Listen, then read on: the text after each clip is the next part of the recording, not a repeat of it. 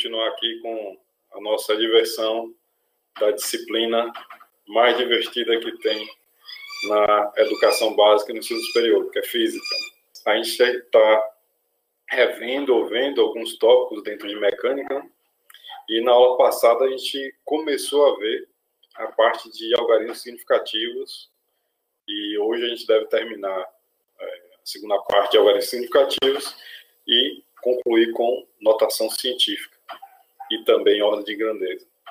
Então, vamos prosseguindo em nossa jornada. A gente viu na aula passada o que são algarismos significativos, que basicamente é você pegar todos os algarismos corretos e mais o primeiro duvidoso.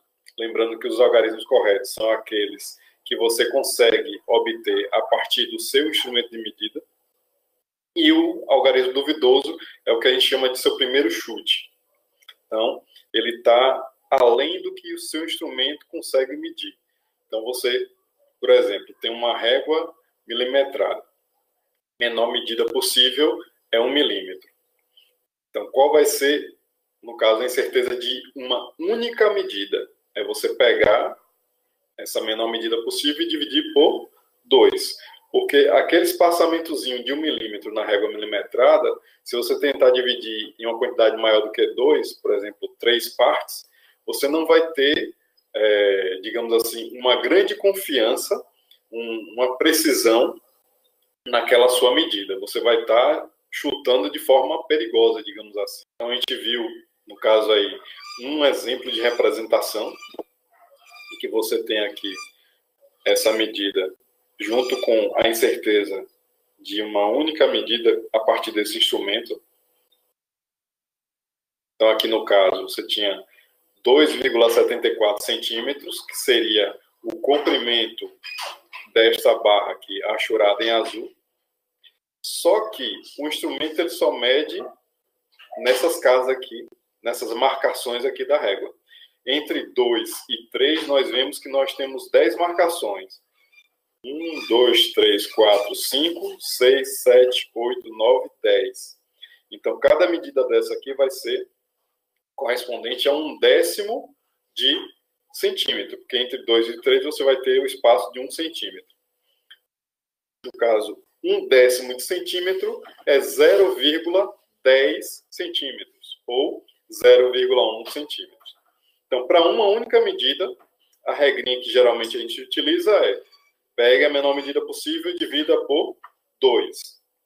Só que se a gente fosse mais rigoroso, né, digamos que isso aqui não seja um zoom da régua, seja o tamanho efetivo da régua, eu posso dividir em mais do que 2 partes aqui e ter uma certa confiança no que eu obtenho a partir dessa divisão. Então, aqui, voltando aqui para a régua. Se eu dividir por 2, eu vou passar um tracinho aqui.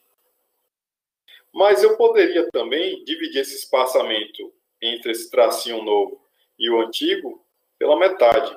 E aí eu teria outra divisãozinha dessa. E desse lado também. Então, nesse caso, eu poderia dividir em 4. Mas vamos supor que você seja entusiasmado e você queira dividir o espaço entre esse tracinho aqui e esse outro traço antigo pela metade. Aí você vai ter o quê? Um traço aqui, mais ou menos. Só que você já vê que esse traço não conseguiu ficar na metade. Tanto pela minha falta de coordenação motora, quanto pelo espaçamento ser muito pequenininho entre esse traço e esse outro traço aqui maior. Ok? Então, quando você vai fazer essas divisões do espaçamento entre as marcações de uma régua, por exemplo, você tem que ter muito bom senso. Então, se eu pegar aqui novamente, esse caso, eu poderia dividir mais do que 2 partes. Um exemplo que a gente fez na aula anterior, né? A gente pegou aqui, dividiu por 2 e sabe que está acima de 9,5 esse tracejado, que vai ser o comprimento dessa barra aqui em marrom. Você poderia, por exemplo, dividir pela metade esse espaçamento entre esse traço e esse traço. Você poderia novamente dividir pela metade aqui. E aí você poderia parar aqui, porque quando você fosse dividir, por exemplo, esse espaçamento entre esse traço e esse outro traço, aí já vai ficar mais complicado. Então, pelo menos daria para dividir em 4 partes. Só que, o que acontece novamente? Qual vai ser o limite dessas divisões que você vai adotar? O limite do bom senso. Porque chega num certo limiar que, se você dividir em mais partes, você vai prejudicar a precisão da sua medida. Você não vai ter uma medida tão confiável. Então, o critério principal na hora de você escolher essas divisões entre uma marcação e outra, de uma régua, de outro instrumento de medida, vai ser justamente o bom senso. Então, a gente viu na aula passada esse exemplo aqui, né? E vimos que era a letra D a correta. Por quê? A menor medida possível dessa régua aqui, que está medindo o besouro, é 1 milímetro, porque eu tenho uma régua milimetrada. E 1 milímetro corresponde ao quê? A 1/10 de centímetro. Então, mesmo que 0,1 ou 0,10. Então, se eu tenho a menor medida possível como sendo 0,10 centímetros, vou botar aqui em cima, 1 milímetro, 0,1 centímetro. Ou, dependendo da conveniência aqui, né, pode botar 0,10. Né? Então, quando eu pego a menor medida, que é 0,1 centímetro, dividido por 2, isso aqui vai dar 0,05 centímetro. Então, a nossa medida, para uma única medida, a incerteza dessa única medida vai dizer que a minha medida vai ter que parar na segunda casa decimal depois da vírgula. Lembrem, o que vai determinar a quantidade de algarismos significativos é justamente quando eu estou realizando uma única medida, onde vai parar a casa decimal da sua incerteza dessa única medida. Como ela parou aqui na segunda casa decimal depois da vírgula, então a gente vai ter que, com nossa medida, parar na segunda casa decimal depois da vírgula. Então, com o meu instrumento de medida eu consigo medir até o 0,1 centímetro, então até uma casa decimal depois da vírgula, eu tenho algarismos corretos. Por que são algarismos corretos? Porque eu consigo acessar até essa casa decimal, com certeza, a partir do meu instrumento de medida, que é essa régua milimetrada. Quando eu vou além, ou seja, quando eu vou para a segunda, ou terceira, ou quarta casa decimal depois da vírgula, aí eu já estou chutando. Aí já parto. Quando é o primeiro chute, é o meu primeiro duvidoso. O segundo chute, segundo duvidoso.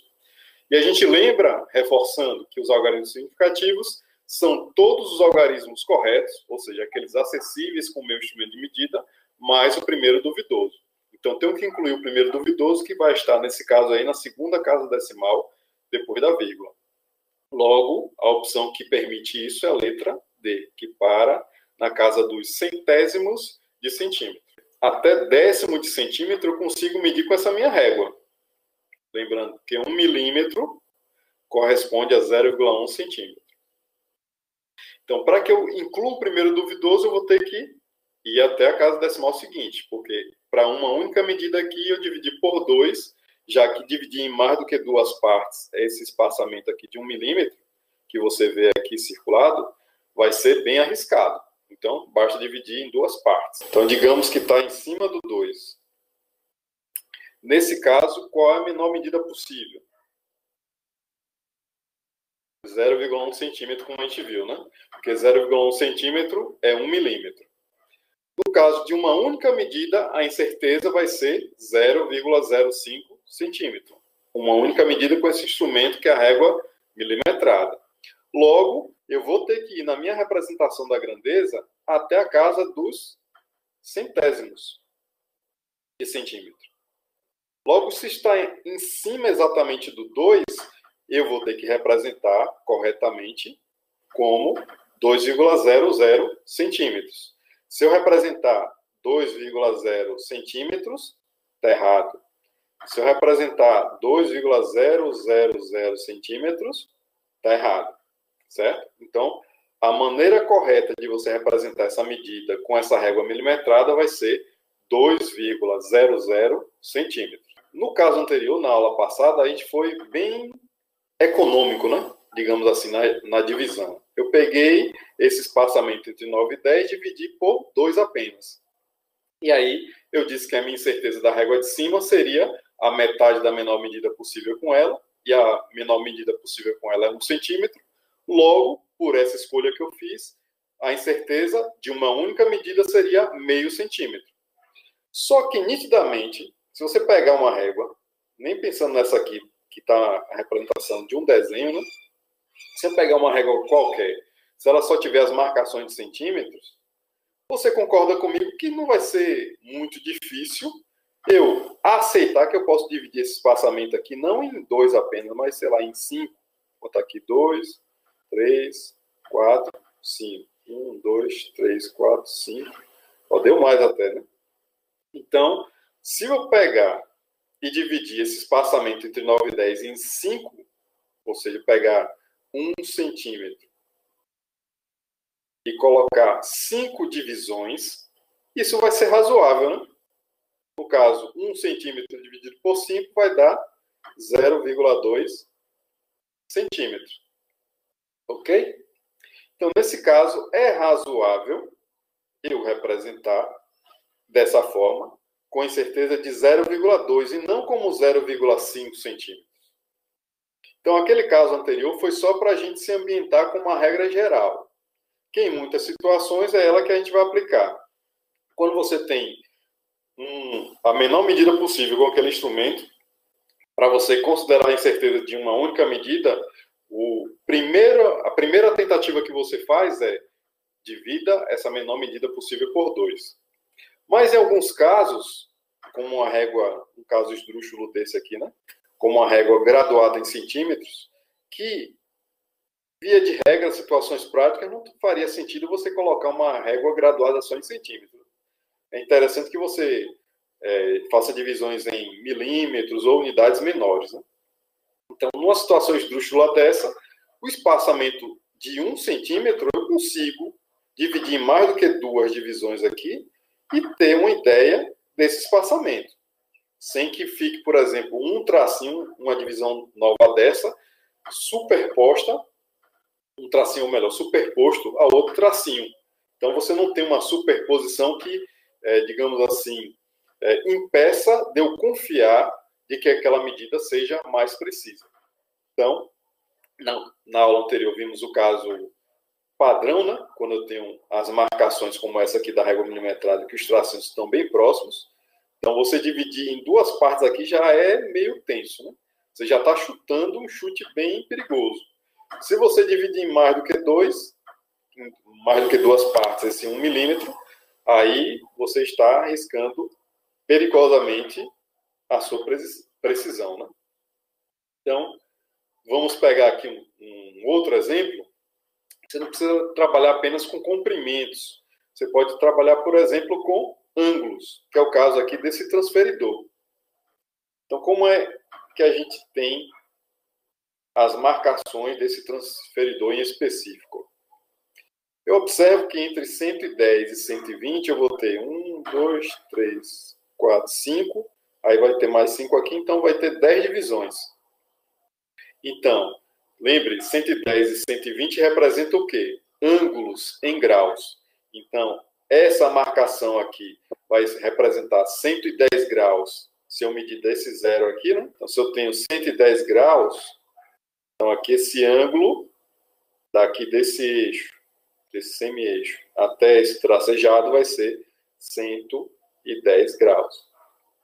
Aí você me pergunta, qual vai ser a incerteza associada a uma única medida desse grau, a partir desse instrumento, que é esse transferidor aqui?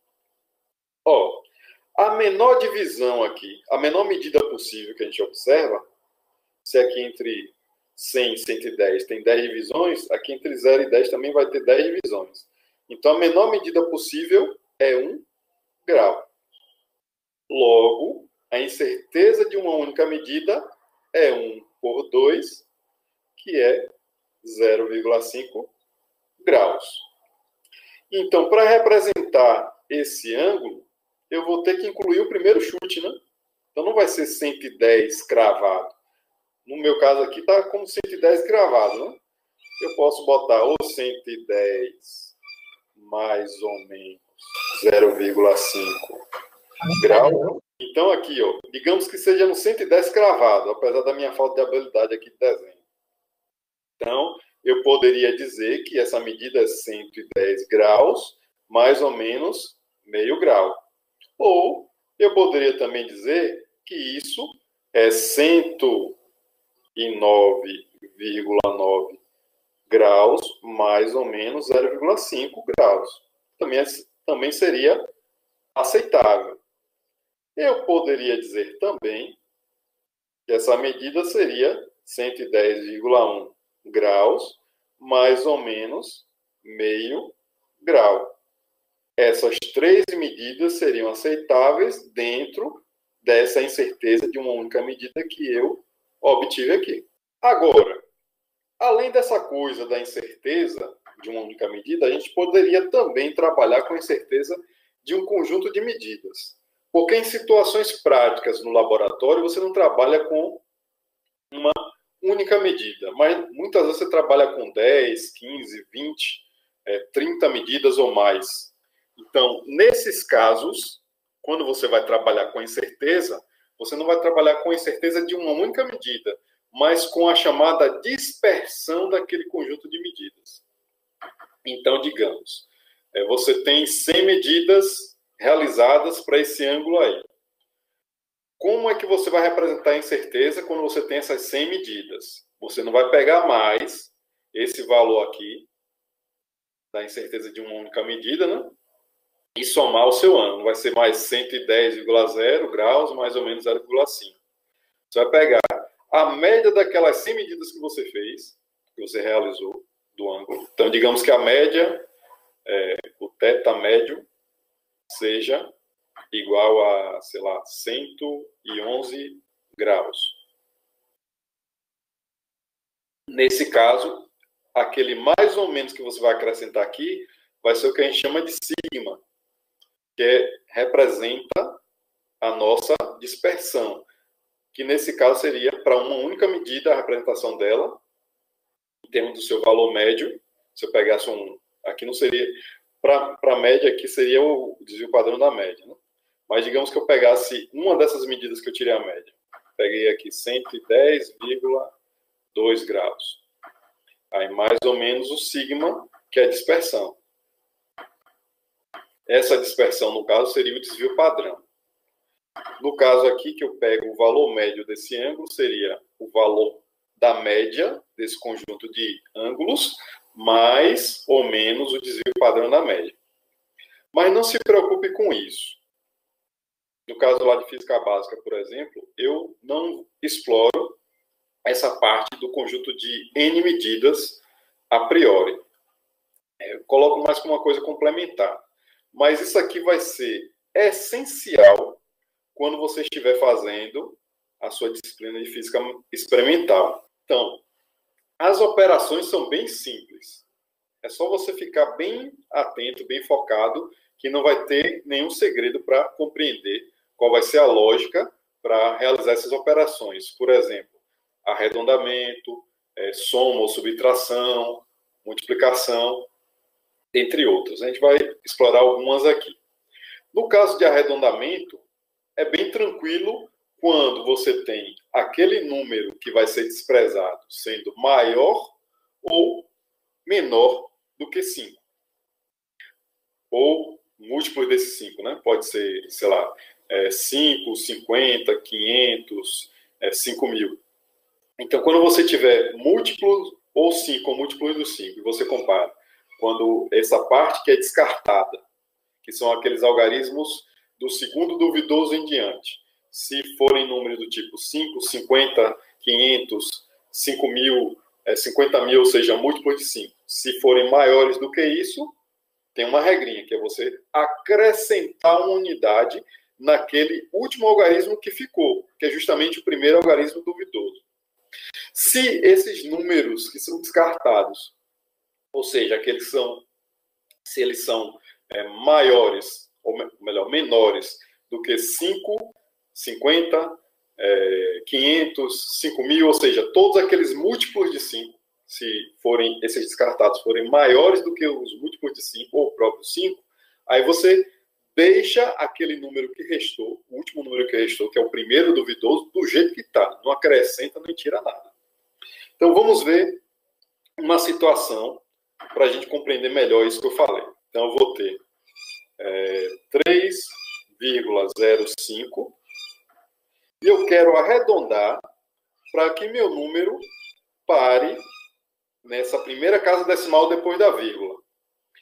Eu vou perguntar agora a vocês, vocês vão responder lá no chat, certo? Então, respondam lá no chat como é que vai ficar o arredondamento. Eu quero que pare nessa primeira casa decimal depois da vírgula. Utilizando essa regrinha aqui, essas duas regrinhas, eu não vou conseguir, né? Fazer. Porque esse que vai ser descartado, ele é 5. Mas ele não é maior nem menor do que 5. Então, vamos facilitar a nossa vida. Vou pegar aqui 3,06 agora. E quero parar nessa primeira casa decimal depois da vírgula. Agora vocês podem responder, né? Então coloquem lá no chat. Não esperem eu responder, não. Isso aqui, quando eu arredondo para parar na primeira casa decimal depois da vírgula, o que é que vai acontecer? Vai ficar como? Vai ficar 3,1. Por quê? Quem vai ser ou quais vão ser os algarismos descartados? Só vai ser o 6, né? O 6, ele obedece a regrinha que 6 é maior do que 5. Então, ele vai seguir qual das regrinhas A ou B? Ele vai seguir a regrinha A, que é justamente aquela que diz, se você descarta, se o número descartado é maior do que 5, ou maior do que os múltiplos de 5, tipo 500, 50, 5.000, por aí vai, então você arredonda para mais, você acrescenta unidade naquele que vai sobrar, que ainda vai permanecer, o primeiro duvidoso. O primeiro duvidoso, que é onde o nosso arredondamento vai parar, é o 0. Quando eu acrescento 1 a esse 0, fica 3,1. Agora, digamos que eu tenha esse outro número aqui, ó, 3,0854. E eu quero parar nesta casa decimal depois da vírgula. Vai ser aproximadamente quanto se eu parar nessa casa decimal depois da vírgula? Ó, o número que vai ser descartado é apenas o 3, né? Então, nesse caso, 3 é menor do que 5. Então, se o que eu vou descartar, o algarismo que eu vou descartar, que é o meu segundo duvidoso em diante, né? Se ele é menor do que 5, eu sigo a regra B. Ou seja, eu descarto esse 3 e deixo o 4, que é onde vai parar o número, do jeito que está. Então, vai ficar 3,0854. Quando for exatamente igual a 5, ou 50, ou 500, ou 5.000, ou seja, quando a parte descartada for exatamente igual a 5 ou um múltiplo de 5, essa regrinha que você falou não se aplica. A gente vai ver a regrinha daqui a pouco. Mas a gente vai analisar, na verdade, a paridade da parte, quando for analisar o número, quando compara a parte descartada com a parte que vai permanecer. Agora entra aquela regrinha, e quando a parte descartada não for nem maior e não for menor do que 5 ou múltiplo de 5, mas for exatamente igual a 5 ou um múltiplo de 5. Tipo, se a parte descartada for exatamente igual a 5, ou exatamente igual a 50, ou exatamente igual a 500, ou exatamente igual a 5.000. Nesses casos, a gente vai trabalhar com a paridade, certo? E é bem simples também. Ó. Então, se o primeiro algarismo duvidoso, ou seja, aquele que vai permanecer, né? É o primeiro algarismo, ou melhor, o último algarismo, antes de chegar na parte que vai ser descartada. Se esse primeiro algarismo duvidoso ele for ímpar, aí você vai acrescentar uma unidade a ele. Se, ao contrário, ele não for ímpar, mas for par, aí você deixa do jeito que está. Não tira, nem acrescenta nada. Aí, para verificar se a gente entendeu essa regrinha, vamos fazer alguns exemplos. Vou colocar aqui em cima. Digamos que eu tenha 5,050 e quero arredondar esse número para parar nesta casa decimal, depois da vírgula. Então, isso aqui vai ser aproximadamente igual ao quê? Ó, eu quero parar aqui. Então, aqui está o meu primeiro algarismo duvidoso. O que vem depois dele, que vai ser descartado, é 50, que é um múltiplo de 5. Ele é exatamente igual a 50, exatamente igual a um múltiplo de 5. Nesse caso aqui, o primeiro duvidoso, que é a casa onde vai parar o número, é um número par ou ímpar? Eu botei o 0 justamente para ter uma pegadinha. Para efeito de arredondamento, você vai considerar que o 0 é par. Então, nesse caso, ó, o primeiro duvidoso, que é onde vai parar o arredondamento, né, a casa decimal onde vai parar o arredondamento, é um número par. Então, se 0 é par, a parte descartada, eu retirá-la, eu não vou alterar nada nesse 0 aqui. Então, isso vai ser aproximadamente 5,0. Agora, digamos que eu tivesse esse número aqui, 5,150. E eu quero arredondar para parar também nessa primeira casa decimal depois da vírgula.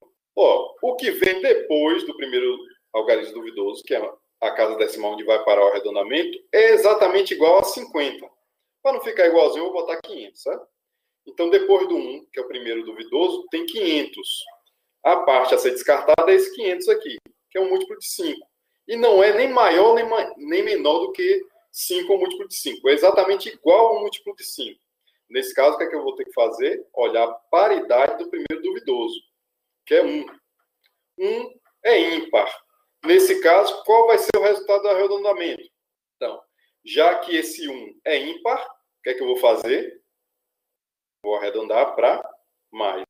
Vai ficar 5,2. Então, lembrem disso. Tem três possibilidades de arredondamento. Você vai olhar a parte descartada. Se ela é um múltiplo, se ela é maior que um múltiplo de 5, se ela é menor do que um múltiplo de 5, ou se é exatamente igual a um múltiplo de 5. Então, para cada situação dessa, você vai ter uma regrinha. No caso em que a parte descartada é exatamente igual a um múltiplo de 5, aí você vai ter uma regra que se divide em duas partes. E essa regra vai depender da paridade. Na adição e na subtração, a situação é bem simplesinha, certo? Até mais simples do que as regras de arredondamento. Primeira coisa que você vai ter que fazer é colocar tudo na mesma unidade. Então, digamos, você está somando um comprimento que é dado em centímetros com outro comprimento que é dado em metros, coloque os dois na mesma unidade. Agora, qual das duas unidades? É o que você vai perguntar, né? Eu coloco, nesse caso aí desse meu exemplo, eu vou colocar os dois em centímetros ou os dois em metros, no caso. Então, você primeiro vai ter que colocar os dois naquela unidade de maior ordem. Então, no grosso modo, né, no popular, é como se fosse, entre aspas, a unidade maior, né? Então, intuitivamente falando, se eu tenho metros e centímetros, você pensaria, se bem que isso é uma expressão bem grosseira que eu estou utilizando, né? Mas pense em termos de como é que você anda lá na escala de unidades, né? Então, você pode pensar intuitivamente que metro é maior do que centímetro, né? Se eu olhar só a unidade pura sem um valor. Então, você vai transferir tudo para a unidade de maior ordem, que seria a nomenclatura mais correta, certo? Matemática e fisicamente.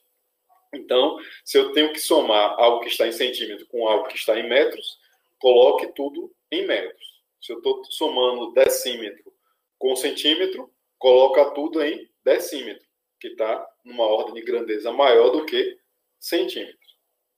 E outra coisa, o resultado dessa operação de soma ou de subtração vai ter a mesma quantidade de casas decimais depois da vírgula, lá no resultado, daquela parcela que é somada ou subtraída que tem menos casas decimais. Então, vamos ver um exemplo aqui. Imagine que você tenha duas quantidades que estão na mesma unidade de medida. Então, tenho 3,0 para somar com 0,58.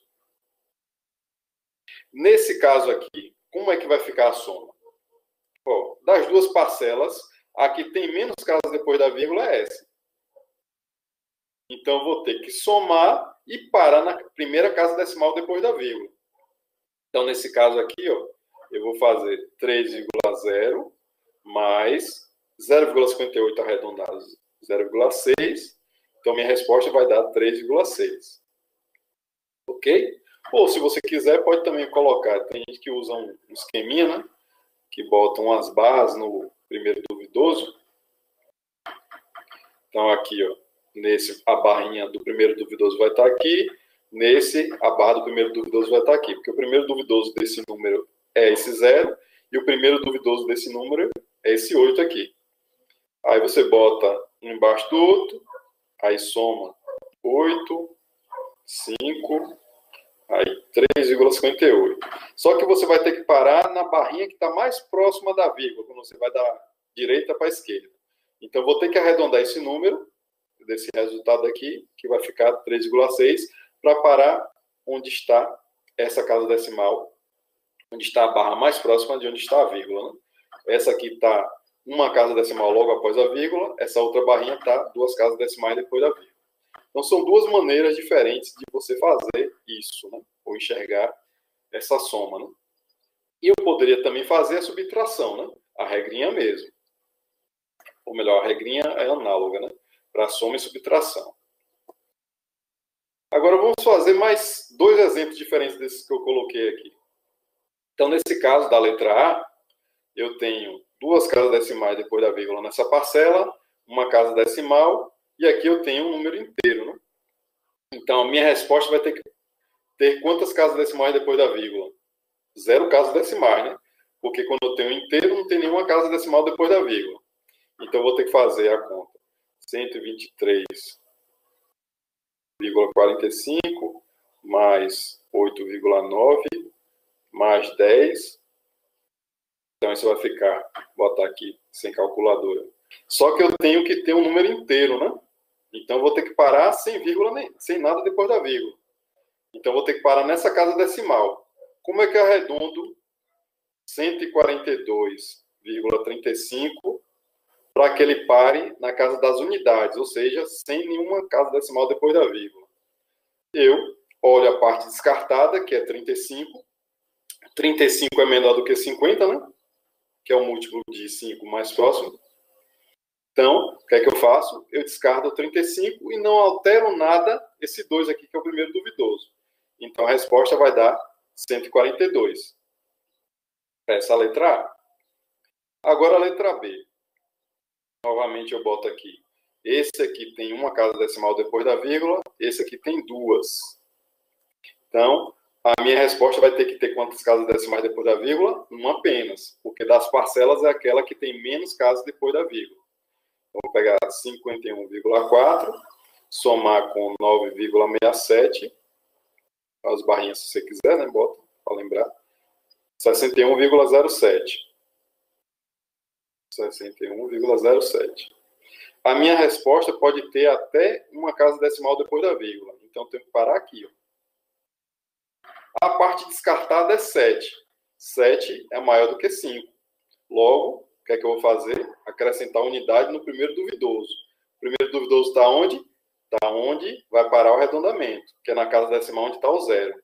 Então, vai ficar 61, mais fácil do que isso, apenas 2 disso. Na regra de multiplicação e de divisão, né, que você pode pensar a divisão como uma operação do inverso, né?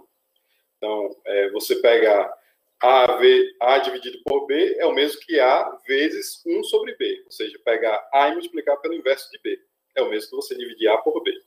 Então, elas são duas operações irmãs, digamos assim, né? Então, nesse caso aqui da multiplicação e divisão, você vai pegar aquele fator que tem menos algarismos significativos e essa quantidade de significativos vai ser a quantidade que a resposta vai ter, do resultado dessa multiplicação ou dessa divisão. No caso da divisão, tem o dividendo e divisor, né? Então, em vez de você falar em fatores, você fala em dividendo e divisor. Então, você compara o dividendo com o divisor, no caso da divisão, e aí, dentre eles dois, comparando o dividendo com o divisor, você vai olhar para aquele termo que tem menos significativos, menos algarismos significativos. Então, a resposta, que é resultado dessa divisão, vai ter a mesma quantidade de significativos do dividendo ou do divisor. Qual deles, dentre eles, o que tiver menos. Mas, depois desse bolodório que eu falei aqui, vamos fazer alguns exemplos para ficar mais claro. Digamos que eu tenha, já tenho aqui pronto, né? Então, 3,14 vezes 2. Se a canetinha aparecer, pronto. Letra A, ou letra E, melhor dizendo. 3,14 vezes 2. Esse aqui, ó, tem 2 significativos. Esse aqui tem 3. Logo, se eu tenho um fator com 2 significativos e outro com 3, o fator que tem menos é 2 significativos, logo a resposta vai ter que ter apenas 2 algarismos significativos, né, meu jovem? Então, vou fazer 3,14 vezes 2 dá 6,28, mais a resposta 6,28 tem 3, eu tenho que parar com 2, então tenho que arredondar aqui, ó, para ter apenas 2. Então, tenho que parar na casa decimal onde está o 2. Logo, para fazer o arredondamento, para parar na casa onde está o 2, o que vem depois do 2 é o 8, que vai ser descartado, né? Então, 8 é maior do que 5. Você descarta o 8 e acrescenta a unidade onde está o 2, né? Então, isso aqui vai ser aproximadamente 6,3. Agora, vamos ver essa divisão. Ó. Eu tenho, nesse dividendo, 3 significativos e no divisor tenho 2 significativos. Um tem 3, o outro tem 2. A resposta vai ter que ter a menor quantidade dessas duas. Então, a menor quantidade é 2 significativos. Então, quando eu dividir 10 por 2, que dá 5, né? Eu vou ter que colocar a resposta com apenas 2 significativos. Essa aqui vai ser facinho, né? 5,0. E aí, novamente, ó, eu tenho 10 por 2. É a mesma coisa? Não. É diferente em termos significativos. Então, aqui eu tenho 3 significativos e aqui eu tenho 1 apenas. Entre 3 e 1, o que tem menos, né? Comparando o divisor com o dividendo com o divisor, eu tenho a menor quantidade igual a 1 significativo. Então, a resposta vai ter que ter 1 significativo. Logo, a resposta também vai ser facinha, vai dar 5. Certo, jovens? Como é que você representa o número na forma de notação científica? É sempre uma quantidade que eu chamo de mantissa, que esse número, essa quantidade M aí representada no slide. Então, digamos que eu chamo isso aí de mantissa. E essa mantissa, ela é maior ou igual a 1 e menor do que 10. Preste atenção nesse detalhe. Ó. A chave, você tem menor ou igual aqui com igual embaixo, né? E nesse aqui é aberto. Então, o intervalo é fechado em 1 e aberto em 10, né? Se a gente for falar em termos de intervalo. Então, tem um intervalo que vai de 1 a 10. E o intervalo vai estar fechado em 1.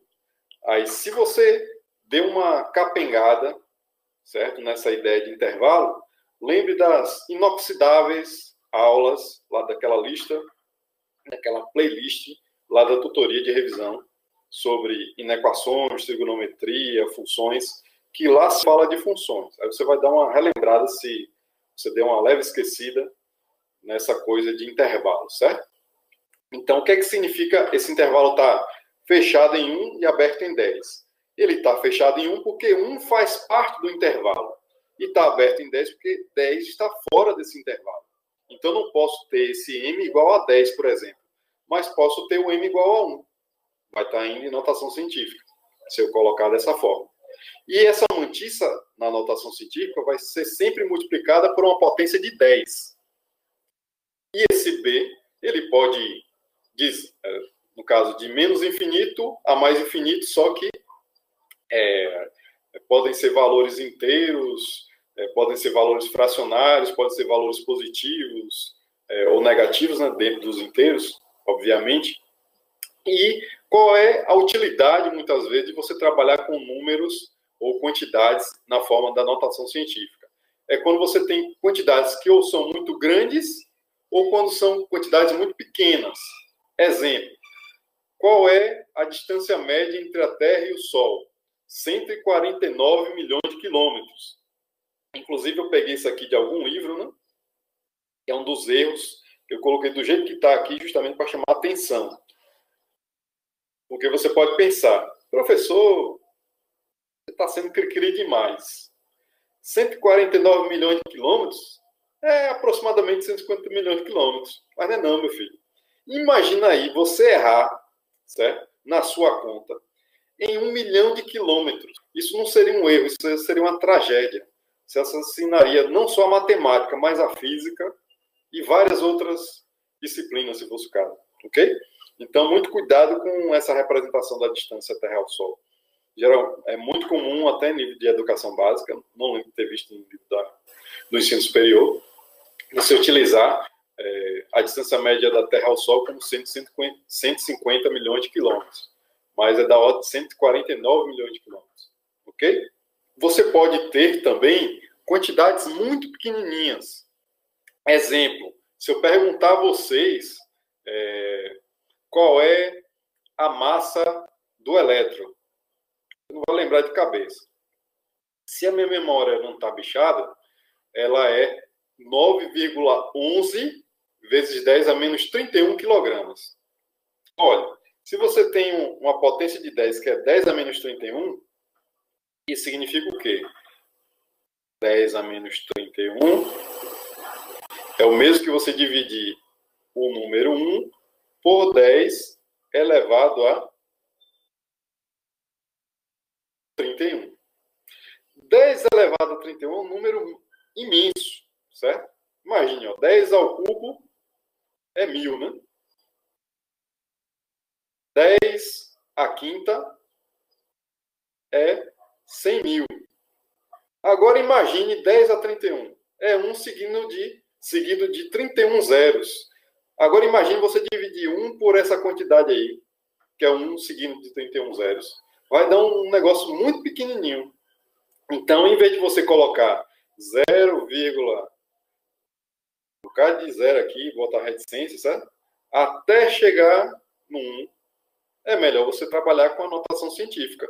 Você pode dizer, no caso da massa do elétron, 9,11 vezes 10 a menos 31 quilogramas, que é bem melhor do que você dizer que é 0, uma ruma de 0 e 911 no final, quilogramas. Então, é muito melhor trabalhar com notação científica. Então, a regra é, quando você tem números muito grandes ou números muito pequenos, aí você geralmente trabalha com notação científica.